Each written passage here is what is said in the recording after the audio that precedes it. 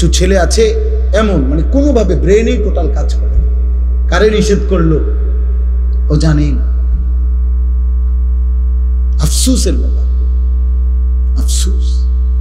ন্যূনতম ব্রেন কোনো কাজ করে। আহা, এই পরিমাণ মাসহুর মানে জাদুগ্রস্ত মোবাইল আজকে তোমাদেরকে সেহের করলে, কোনো মানুষকে জাদু করলে ওর নিজস্ব ব্রেন বুদ্ধি বিবেক কাজ করে না। তুমি জিজ্ঞাসা করো। ঠিক অসংখ্য ছেলে তোমাদেরকে মোবাইল এমন মাতাল বিকৃত মাথা বানায় ফেলছে, তোমাদের নিজস্ব আত্মপরিচয় কারণ কাজ করে।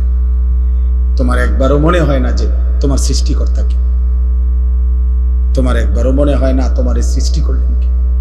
তোমার একজন নবী ছিলেন, তোমার একটা ধর্ম আছে, তোমার একটা কিতাব আছে, তোমার একজন মা আছে, বাবা আছে,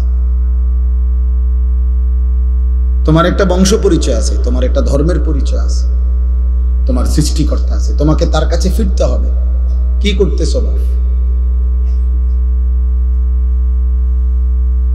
এতটুকু আত্ম অনুভূতি যার ভিতরে নাই, যে নিজের বিবেক নিজের মধ্যে জাগে না, যাবে সে আসলেই সুস্থ না, স্বাভাবিক না, এ প্রতিবন্ধী, এ মানসিক বিকারগ্রস্ত মাতা।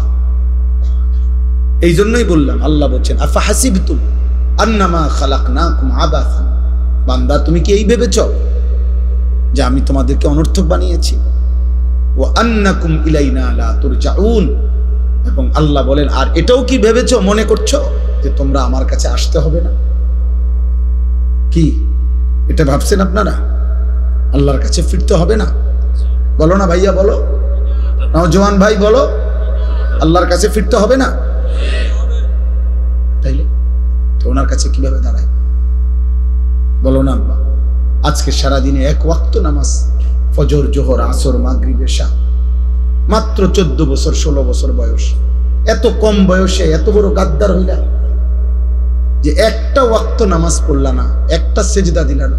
মুসলমানের বাচ্চা এত বড় নিকৃষ্ট হয়, মুসলমানের ঘরে এত বড় বেয়াদব হয়, মুসলমানের ঘরে এত বড় অসভ্য হয়, মুসলমানের ঘরে এত বড় জানোয়ার ঘুমায়।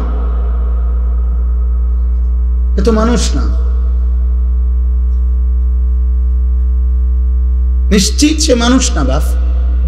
যার কপালে সেজদা নাই সে শয়তান। ইবলিসকে শয়তান বলা হয়েছে কেন বলেন? আব্দুল মতিন ভাই বলেন, কোন দিন থেকে শয়তান বলা হয়েছে? যেদিন সেজদা ছুটে গেছে।